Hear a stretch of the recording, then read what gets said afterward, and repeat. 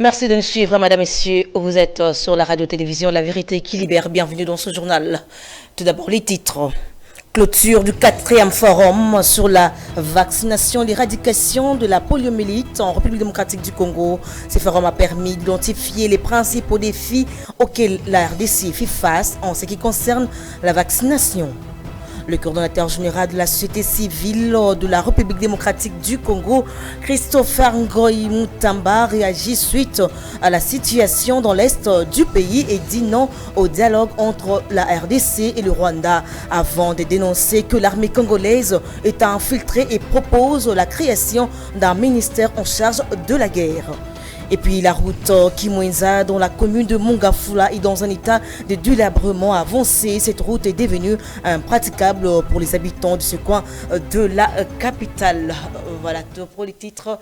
Restez branchés pour le développement. Encore une fois de plus, bienvenue.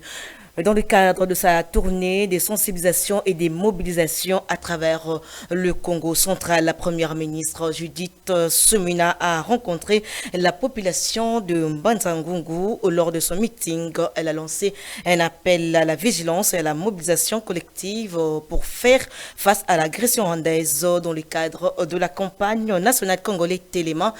Devant une foule nombreuse, la chef du gouvernement a exhorté les habitants à rester vigilants et à collaborer activement avec les autorités, allais-je dire, pour contrer toute menace. Puisque je parle de la première ministre Judith Suminwa, qui est en tournée dans le Congo central, a visité le centre d'entraînement de Tombangadio, situé à quelques kilomètres de la ville de Matadi.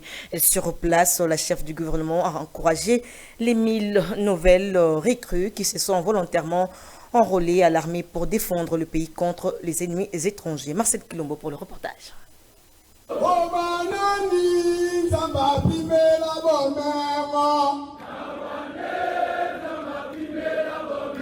La chef du gouvernement congolais qui poursuit sa tournée dans la province du Congo central a fait une descente au centre d'entraînement de Tombangadio dans la périphérie de la ville de Matadi où elle a rencontré un millier de jeunes recrues dont 974 garçons et 26 filles.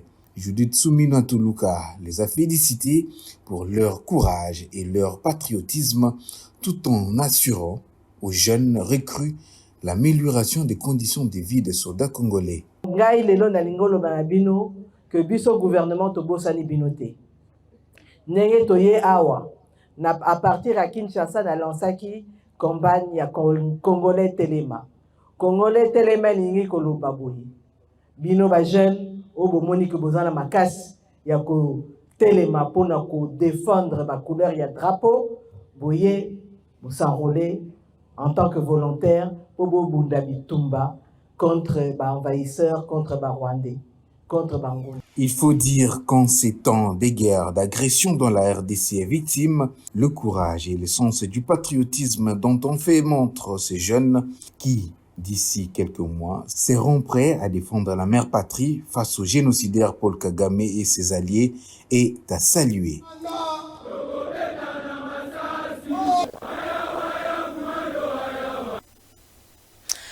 Dans l'actualité aussi, le vice-premier ministre, ministre de l'Intérieur, Sécurité, Décentralisation et Affaires coutumières, Jacquemin Chabani, a reçu le jeudi 6 mars 2025 le secrétaire général de la SENCO, Monseigneur Donatien Cholet, auquel les deux personnalités ont discuté sur le message de la SENCO publié le 26 février dernier d'une prétendue stigmatisation des swahiliphones. Agnès Kassaza pour le reportage.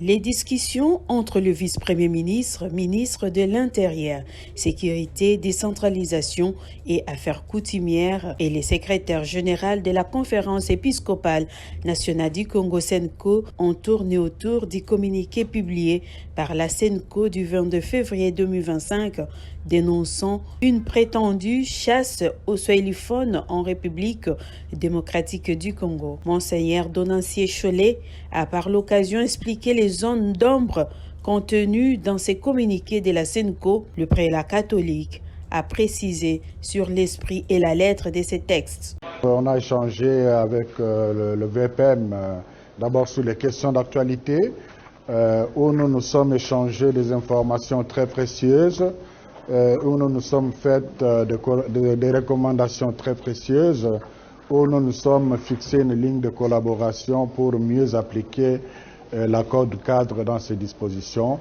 Et le deuxième volet, c'était justement pour parler de certains aspects de cet accord qui doivent être mis en œuvre. Voilà, c'était très bien. C'est un homme, c'est la première fois que je le rencontre, un homme posé. De son côté, le vice-premier ministre, ministre de l'Intérieur, Jacques Chabani, a quant à lui qualifié ces faits comme un cas isolé en interpellant la SENCO sur l'importance de collaborer étroitement avec les services compétents avant de publier des informations sensibles.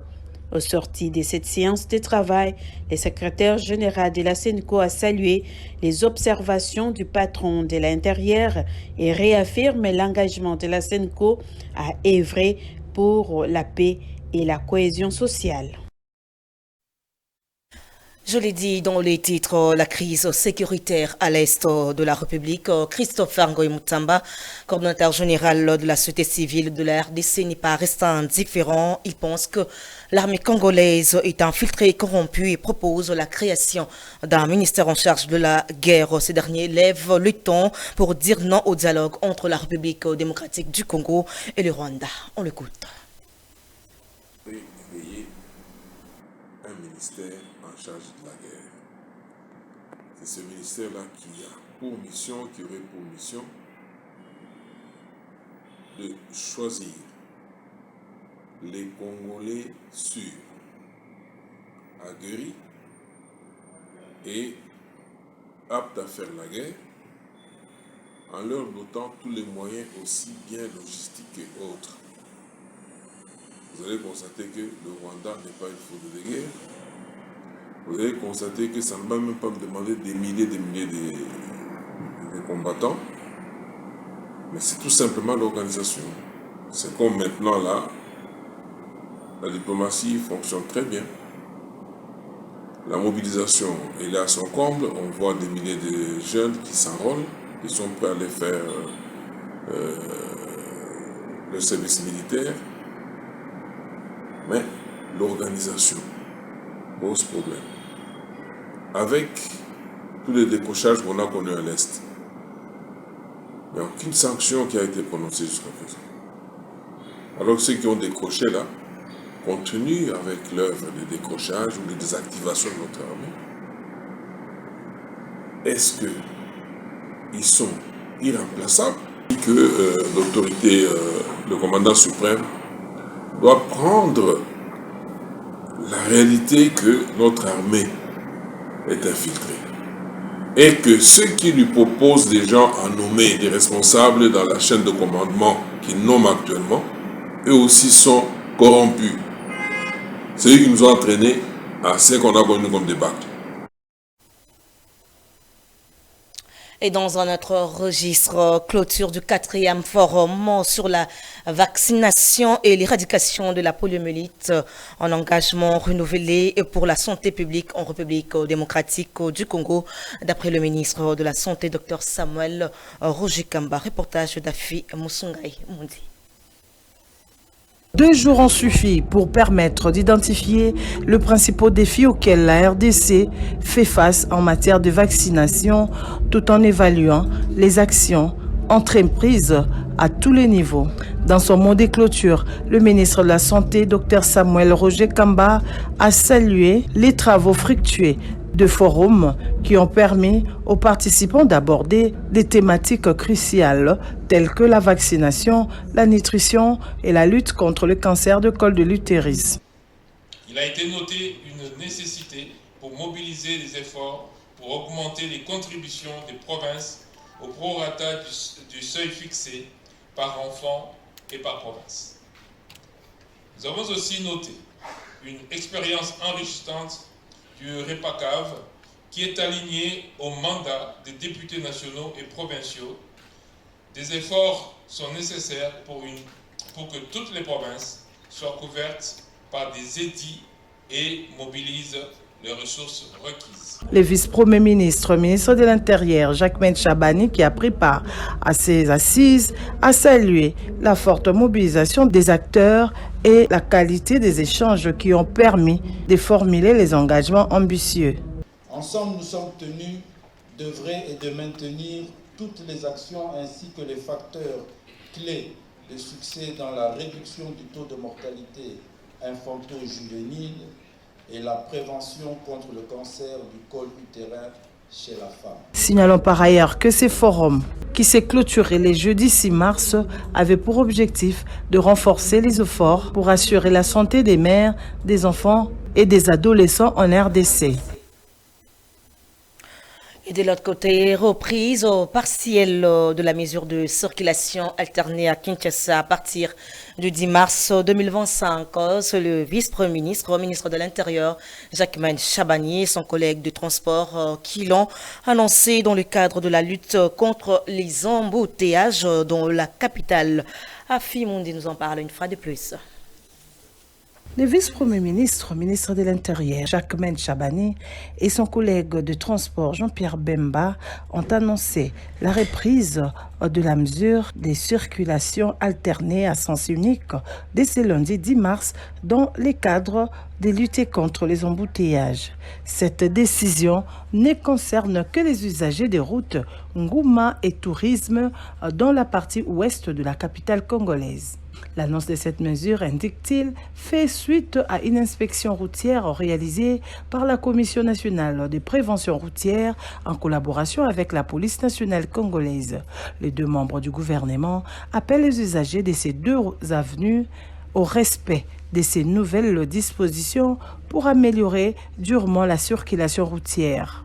Faut-il noter que les autorités ont levé depuis le 25 février dernier la mesure sur la circulation alternée.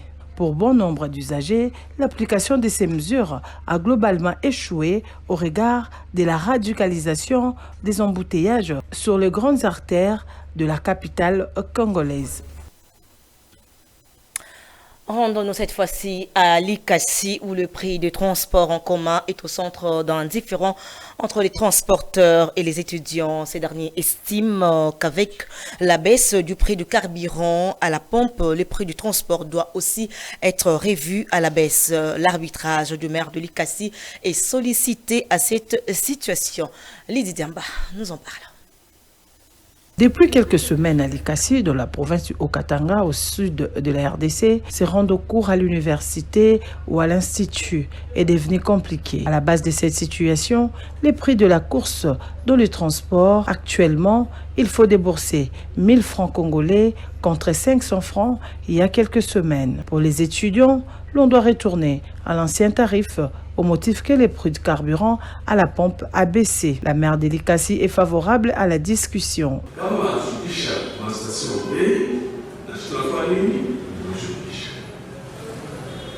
Je suis fidèle par rapport à ça. Niveau fidèle, je veux le partenariat. Pour moi, ça c'est le contexte. Et on sait que il y a du travail à mener.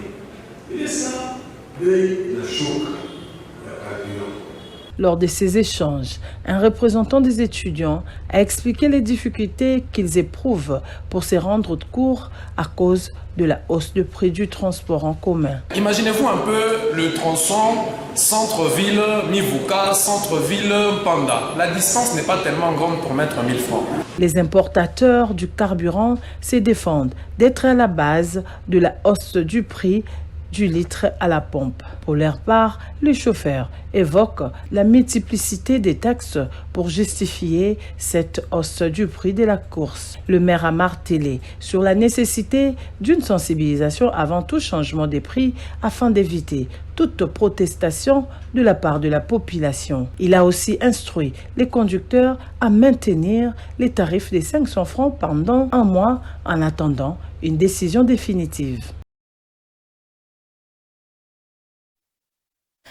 Retournons à Kinshasa où la convention sino-congolaise vient d'être dénoncée par la coalition Le Congo n'est pas à vendre dans un communiqué rendu public le 5 mars dernier, affirmant que l'avenant 5 qui est censé améliorer les retombées économiques pour la République démocratique du Congo a eu l'effet inverse, créant d'importantes pertes financières pour l'État congolais. Suivez. Plus de 130 millions de dollars américains de pertes en 2024, un bilan jugé inacceptable alors que la négociation de la convention était supposée être plus avantageuse pour le pays. En plus de ces pertes financières, la coalition dénonce les maintiens des exonérations fiscales au profit de la Sinomine, privant l'État congolais de revenus essentiels. Une gouvernance opaque qui empêche un contrôle efficace des flux financiers. Un bilan global décevant après 16 ans de convention sans retombées économiques significatives pour la population. Face à ces déséquilibres, les CNPAV exhortent les autorités congolaises à prendre des mesures urgentes pour rééquilibrer la convention et garantir une gestion de ressources minières. La coalition plaide encore pour une renégociation profonde du contrat Sinomine afin que les richesses minières profitent réellement aux Congolais. Une transparence accrue dans la gestion des accords miniers, une meilleure gouvernance du secteur afin d'éviter que les intérêts étrangers ne continuent à primer sur ceux de la population. Déterminé à poursuivre son combat, les CNPAV attendent maintenir la pression sur les décideurs dans le but d'assurer une gestion plus responsable et équitable de ressources naturelles du pays. L'objectif est que la RDC tire enfin profit de ses richesses minières et améliorer durablement les conditions de vie de la population congolaise. Quittons la capitale congolaise pour se rendre dans la province du Kasaï oriental. L'université de Mbuji-Mayi campus universitaire de Chikama a reçu une dotation de 202 bancs pupitres offerts par le service national. C'est son commandant le général Kassongo Kabwik qui les a remis plutôt au PCA de cette institution. Monseigneur Bernard Kassanda. Reportage. C'est fait. L'université de Mbuji-Mayi, campus universitaire de Chikama, a ses bancs made in Kanyama KCC.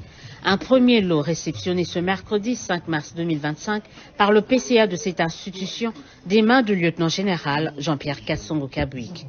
Et cerise sur cette dotation, un partenariat entre le service national et cette université classée parmi le top 5 de la RDC a été noué. Nous sommes à votre disposition, nous avons suivi les mots d'accueil.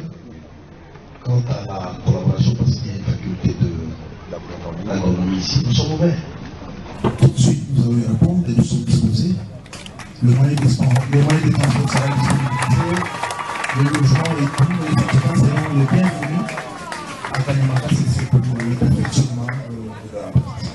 Nous sommes ouverts, dès maintenant nous sommes ouverts. S'il y a une liste, il y a un ordre de mission, présentez-vous et ils vont partir tout de suite. Dans la foulée, le commandant du service national a tenu à faire cette mise au point. Le service national est un organe paramilitaire. Quand vous allez venir à Kanyamaka, vous serez considéré comme paramilitaire, soumis à la discipline militaire. C'est bon? Ah, commencez à hésiter. Tu verras bien, non? Voilà, nous vous attendons. 202 bancs de 5 places, soit plus ou moins 800 places assises, fabriqués par les ex-colonna. Pour Monseigneur Bernard Kassanda, évêque du diocèse de Mbuji-Mayi, c'est un rêve qui se réalise. À en croire le PCA de cette université, le service national a infligé un camouflet à ses détracteurs. Je sais, quand les premiers lots de ces jeunes gens étaient amenés à Kanyamaka, en passant par ici, ça a été décrié par toutes ces sirènes qui disent n'importe quoi pour tout simplement théoriquement parler de ce qu'on dit droit de l'homme. Mais maintenant que ces jeunes gens sont vraiment dans leur dignité, il faut que les mêmes qui avaient tout haut crié encore reviennent et déclarent encore tout haut votre inestimable personnalité dans la formation de ces jeunes gens. De son côté, le recteur de cette université va saluer cette marque d'estime, traduite notamment par la qualité des bancs. Les étudiants, eux, parlent d'un acte significatif qui donne une raison de sourire et d'y croire. Ils promettent d'être dignes de cet investissement.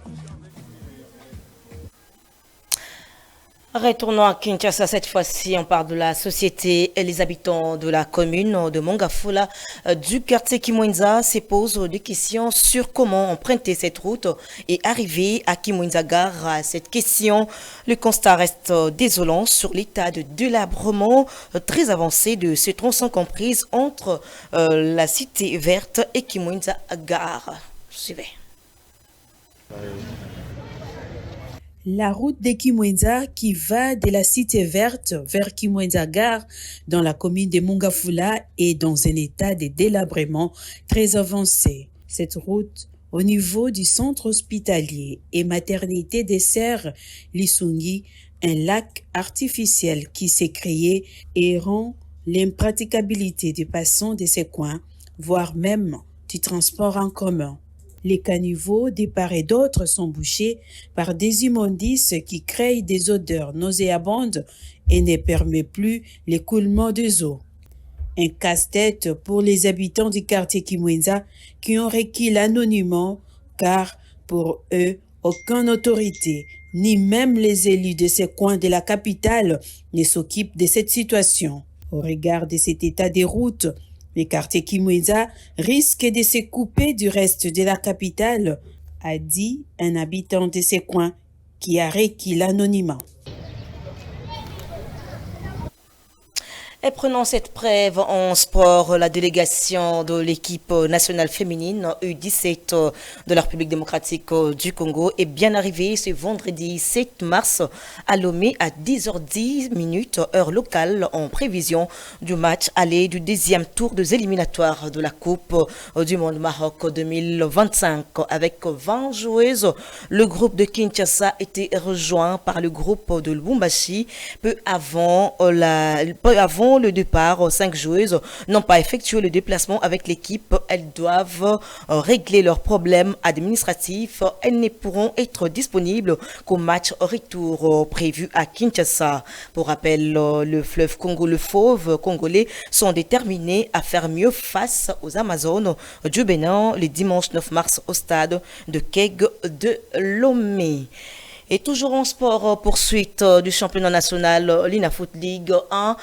L'AS V Club a été accroché par l'AS Maniema Union un peu partout le jeudi 6 mars 2025 au stade de Martyrs de la Pentecôte dans le cadre de la 16e journée de la 30e édition d'Illico Cash, division d'élite congolaise. Peu avant, les Immaculés du Daring Club Motema Pembe ont subi une véritable humiliation face à l'F Angers, 3-1 au même stade pour le compte du groupe B. Judith Kapemba.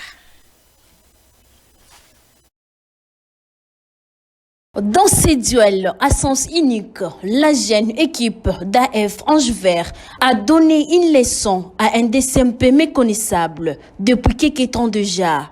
De l'entame, Lokoy Afankoy a profité de la passivité de la défense des sans-abri pour ouvrir les scores à la 12e minute 1-0. Diakana Marzouk, Diakana! Il n'a pas trop gambergé. Les Immaculés ont réussi à égaliser grâce à Diakana Marzouk, mais cet espoir fut de courte durée.